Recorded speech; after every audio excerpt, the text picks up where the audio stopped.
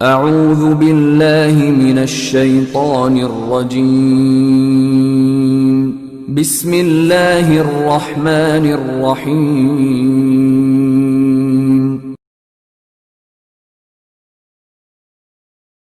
اس سے پہلے اگر کتاب و سنت کی وعیدوں سے نہیں ڈرے تو اب کورونا سے ہی ڈر کے نماز شروع کر دیں، کیونکہ نماز کے بغیر تو بندہ کچھ نہیں میرے بھائی۔ سورہ الروم میں اللہ تعالیٰ نے فرمایا منیبین الیہ واتقوا، رجوع لاؤ اللہ کی طرف، اس سے ڈر جاؤ، واقیموا الصلاۃ، اور نماز کو قائم کرو، ولا تکونوا من المشرکین، اور دیکھو مشرکوں میں نہ ہو جاؤ۔ یعنی سورہ روم میں اللہ تعالیٰ نے فرمایا جو نماز قائم نہیں کرتا وہ مشرکوں میں سے ہے، یہ عمل مشرکوں والا ہے۔ پاکستان کے شناختی کارڈ میں اسے مسلمان لکھ دیا جائے گا، اللہ کے ہاں نہیں ہے۔ اور پھر جو صحیح مسلم میں 246 نمبر حدیث ہے، ترمذی میں بھی موجود ہے کہ بندے کے کفر اور اسلام، شرک اور ایمان کے درمیان فرق نماز ہے۔ جناب جامعہ ترمذی میں موجود ہے، ایک تابعی ہیں سیدنا عبداللہ بن شقیق، وہ فرماتے ہیں کہ صحابہ کرام ترک نماز کے علاوہ کسی اور گناہ کو کفر نہیں سمجھتے تھے سوائے ترک نماز کے۔ صحابہ کرام یعنی ترک نماز کرنے والے کو کافر سمجھا کرتے تھے۔ آپ کے شناختی کارڈ مسلمان ہی ہے، وہ اس سے کوئی فرق نہیں پڑتا، آپ جتنا مرضی کہتے رہے۔ پھر جامعہ ترمذی میں حدیث ہے جس نے جان بوجھ کے نماز چھوڑ دی، اللہ کا ذمہ اس سے اٹھ گیا، اس نے کفر کیا، عملاً وہ کافر ہے۔ ہم عقیدے میں اسے کافر نہیں کہتے اعتقاداً، لیکن عملاً تو کافر ہے۔ تو آپ نے عملاً کفر کے ساتھ اللہ کے سامنے پیش ہونا ہے، نعوذ باللہ من ذالک۔ پھر سنن ابی داؤد میں حدیث ہے قیامت والے دن سب سے پہلے نماز کے بارے میں سوال ہوگا، اگر وہ اس سوال میں فلاح پا گیا تو وہ فلاح پا گیا، اور اگر وہ اسی میں فیل ہو گیا تو اگلے سوالات میں بھی فیل ہو گیا۔ پھر مسند امام احمد میں حدیث ہے، مشکات المصابیح کے اندر بھی موجود ہے، نبی علیہ السلام نے فرمایا کہ قیامت والے دن نماز انسان کے لیے نور ہوگی، دلیل ہوگی اور نجات کا ذریعہ ہوگی، جو نماز پڑھنے والا ہے۔ اور جو بے نمازی ہے اس کے لیے نہ کوئی نور ہوگا، نہ کوئی دلیل، نہ نجات، الٹا اس کا حشر حامان، فرعون، قارون اور امیہ ابن خلف کے ساتھ ہوگا، والعیاذ باللہ تعالی۔ اللہم اجرنا من النار، اللہم من احییتہ منا فاحیہ علی الاسلام، ومن توفیتہ منا فتوفہ علی الایمان۔ سنن ابن ماجہ میں حدیث ہے، ابو درداء رضی اللہ تعالیٰ عنہ کہتے ہیں مجھے میرے خلیل محمد رسول اللہ نے یہ نصیحت کی تھی کہ اللہ کے ساتھ شرک نہ کرنا، خواہ تمہارے ٹکڑے ٹکڑے کر دیے جائیں یا تمہیں آگ میں زندہ جلا دیا جائے، شرک نہ کرنا۔ اور دوسری وصیت کیا کی؟ آپ صلی اللہ علیہ وآلہ وسلم نے فرمایا کہ جان بوجھ کر کبھی نماز نہ ترک کرنا ورنہ اللہ کا ذمہ تمہارے معاملے میں اٹھ جائے گا۔ اور تیسرا فرمایا کہ شراب نہ پینا یہ تمام برائیوں کی جڑ ہے۔ تو اب یہ کئی لوگ کلپ دیکھیں گے، چاہے وہ کورونا کے ڈر سے ہی دیکھ لیں، ان کے لیے میں آسانی کے طور پہ نماز کی ترغیب کے اعتبار سے بتا دوں کہ میرے بھائیوں دن رات میں صرف 17 رکعتیں آپ پڑھ لیں تو کتابوں کے خدا نے ہمیں جو بتایا ہے نا، آپ کی پرسش کوئی نہیں ہونی۔ صرف 17 رکعتیں، 2 فجر کی، 4 ظہر کی، 4 عصر کی، 3 مغرب کی، 4 عشاء کی۔ باقی سب نفلی باتیں آپ انہیں سنت مؤکدہ کہہ دیں، آپ انہیں وطر کہہ دیں، آپ نوافل کہہ دیں۔ جو اوبلیگیٹری نماز ہے نا، جس کی پرسش ہونی ہے، وہ 17 رکھتے ہیں، جس پہ سنی شیعہ کا اجماع ہے۔ اس کی سپورٹ میں حدیث بخاری مسلم دونوں میں حدیث ہے، ایک دیہاتی شخص نبی علیہ السلام کے پاس آیا تو اس نے کہا یا رسول اللہ مجھے کوئی عمل بتائیں میں جنت میں چلا جاؤں۔ آپ نے فرمایا کہ اللہ تعالیٰ کے ساتھ کسی کو شریک نہ ٹھہراؤ، صرف اسی کی عبادت کرو، تم جنت میں داخل ہو جاؤ گے۔ 5 وقت کی فرض نماز کو قائم رکھو، فرض زکوٰۃ ادا کرو اور فرض روزے رکھو۔ حج اس وقت تک فرض نہیں ہوا تھا۔ یہ 4 باتیں آپ نے ارشاد فرمائی۔ شرک نہیں کرنا، شرک پہلی چیز ہے بھائی جی جس تو بچنا ہے۔ اس کے بعد نماز، فرض نماز، فرض زکوٰۃ اور فرض روزے۔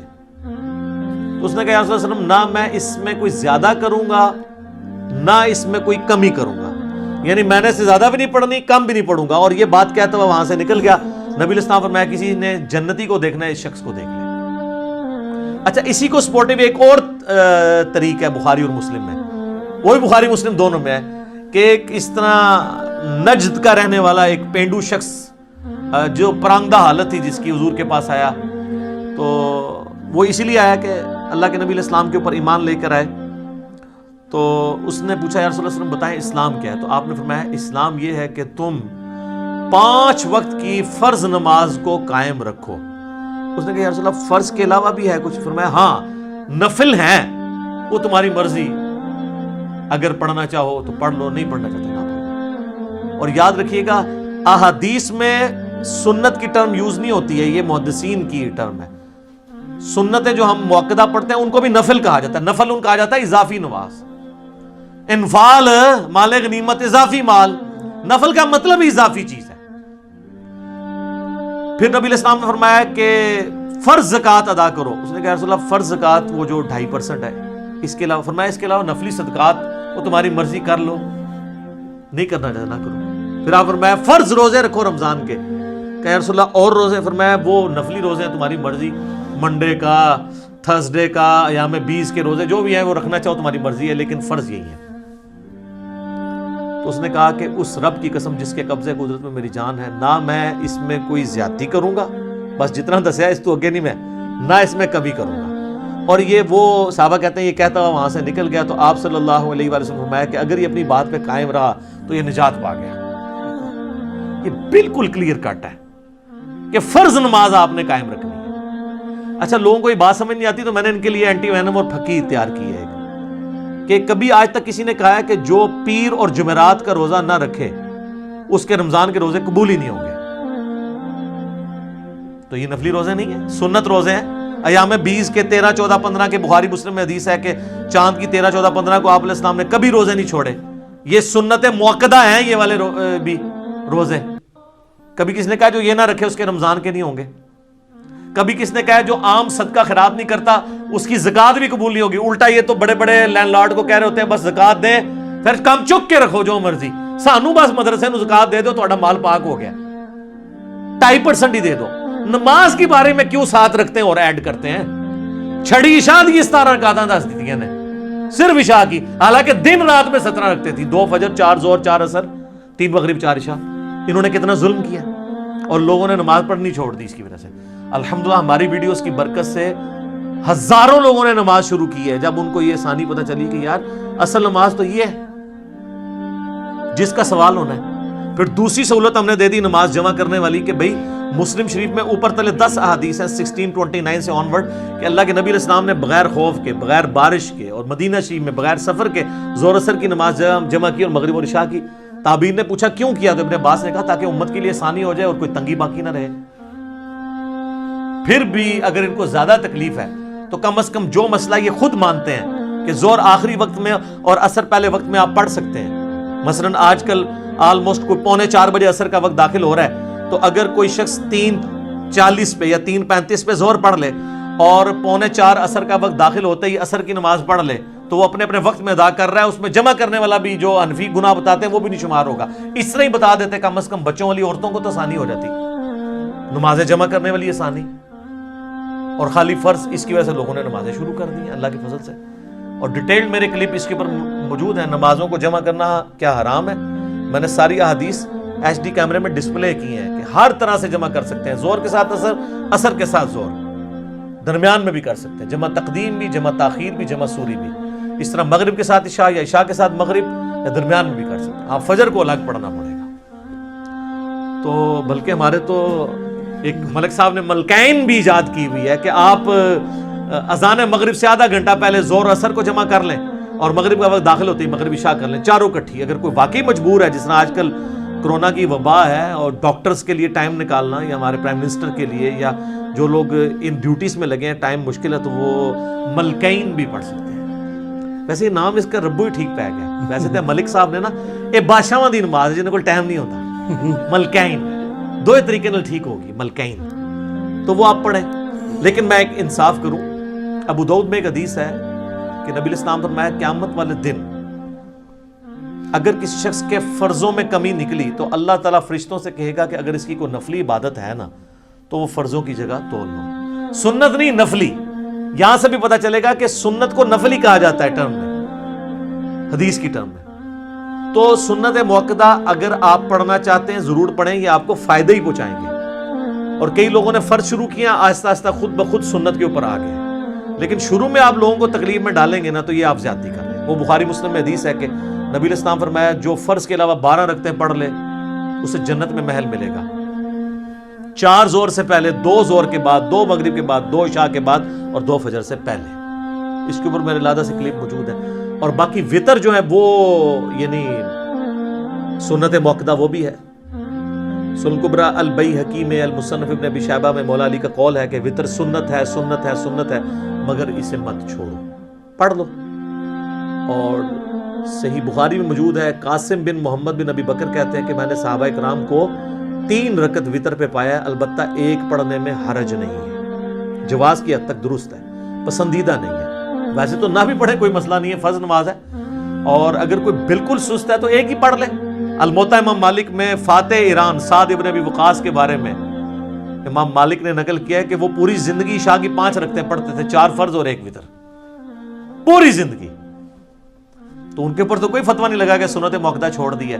اچھا اب ہم یہ حدیثیں نکالتے ہیں تو یہ کہتے ہیں یار یہ عوام کے سامنے تو نہیں گلاں کرنی چاہیے. سر عوام کے سامنے ہی تو کرنی چاہیے، خواص تو پہلے ہی اللہ کے فضل سے اتنی نمازیں پڑھ رہے ہیں، وہ تو پڑھتے رہیں گے. عوام الناس تو پڑھتی کوئی نہیں ہے، ان کو پڑھانے کے لیے باتیں کرنی پڑ رہی ہیں. یا تو کہ میرے کہنے سے لوگوں نے تہجد اشراق چاہت چھوڑ دی ہو یا میں نے خود چھوڑ دی ہوئی ہو، پھر تو آپ کو بلیم کریں. اور اگر کوئی چھوڑ بھی دیتا ہے تو اس کے اوپر کوئی اس طرح کی گرفت تو نہیں ہے. لیکن جو نہیں پڑھ رہے، مجھے کئی لوگوں نے یعنی خود رابطہ کر کے کہا کہ جی ہمارے گھر والے نماز نہیں پڑھتے تھے، جب سے پتہ چلا تو یہ نماز شروع کر دی ہے کہ یار فرض رکھتے ہی پڑھنی ہے. پھر آہستہ آہستہ کئی لوگوں نے کہا آہستہ آہستہ پھر خود سنت کا بھی شوق پیدا ہوا. انہوں نے جو ظلم کر کے اتنی لمبی لمبی رکھتے لوگوں کو بتائی ہیں اور اس کی وجہ سے لوگ متنفر ہی ہوئے. تو چلیں یہ کرونا کی اس شر میں سے یہ خیر نکلی ہے کہ ہم نے آپ کو کئی ایک باتیں بتا دی ہیں، اذان سے ریلیٹڈ بھی، نماز سے ریلیٹڈ بھی. اور یہ آج کل گورنمنٹ کی طرف سے چونکہ پابندی ہے، آپ کو پتہ ہے یورپ اور امریکہ میں تو ظاہر ہے وہ تو وہاں پہ تو کسی کا زور نہیں ہے، تو اپنے گھروں میں یورپ اور امریکہ میں جو لوگ نماز پڑھ رہے ہیں ہر نماز کے ساتھ اذان بھی دیں، اقامت بھی کہیں، اور اس کے ساتھ آپ نماز پڑھیں، چھڑیاں زانہ نہ دو. اور ہمارے ملک کے اندر بھی گورنمنٹ نے تھوڑی سختی کی ہے اس حوالے سے، اور اس میں ہمارے بھی کچھ ریزرویشن ہے.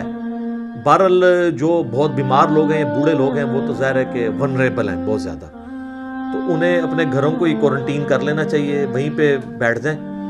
اور باقی لوگ جو ہیں وہ جو گورنمنٹ اور علماء کرام نے آپ کو احتیاطیں بتائی ہیں ان کے ساتھ آپ معاملات کو لے کے چلیں.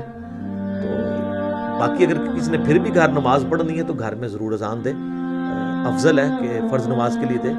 البتہ یہ جو باہر اذانیں ہو رہی ہوتی ہیں یہ کافی ہیں، گھر میں جماعت قائم کرنے کے لیے آپ کو الگ اذان دینے کی ضرورت نہیں ہے.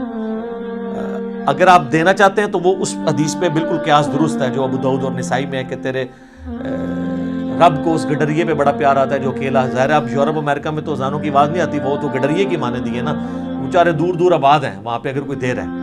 اور یہاں پہ میں اسلامی بہنوں کے لیے ایک مسئلہ بتا دوں، وہ اکثر پوچھ رہے ہوتے ہیں کہ جی اذان کا انتظار کرنا ضروری ہے. نہیں، جیسے ہی آپ کے ٹائم ٹیبل کے مطابق ٹائم داخل ہو جائے نماز کا، اذان جماعت قائم کرنے کے لیے ہے، اقامت جماعت قائم کرنے کے لیے. نماز چونکہ بچوں اور عورتوں پہ جماعت واجب نہیں ہے، جیسا ہی داخل ہوا ہے، جس طرح آج جہلم میں وقت آلموسٹ 12:13 پہ داخل ہوا ہے ظہر کا، تو اذانیں تو یہاں پہ 11:45 شروع ہوتی ہیں کیونکہ 1 بجے نماز ہوتی ہے، 1:30 بجے، تو 1:30 والے 1:15 دیتے ہیں، تو آپ 12:15 نماز پڑھ سکتے ہیں. ٹائم داخل ہونا ضروری ہے. تو یہ ایک شرعی مسئلہ میں نے بتا دیا. یقین کریں عورتوں کی جتنی مشکل اور ٹف لائف ہے نا ہمارے سب کانٹیننٹ کے اندر، اس میں ان کے لیے یہ بہت آسانی ہے، نمازوں کو جمع بھی کریں. اور جمع کرنے میں کتنی آسانی ہے کہ ظہر کا وقت 12:13 پہ شروع ہو رہا ہے اور مغرب جا کے 6:25 پہ ہو رہی ہے، تو ان 6 گھنٹوں کے اندر جس وقت بھی ان کو ٹائم ملے دونوں نمازیں جمع کر لیں.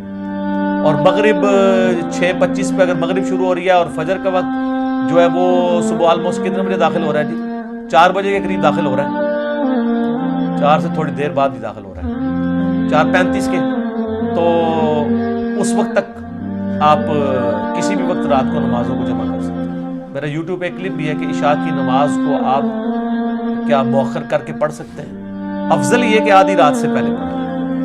لیکن آپ فجر کا وقت داخل ہونے سے پہلے کسی بھی وقت پڑھ سکتے ہیں۔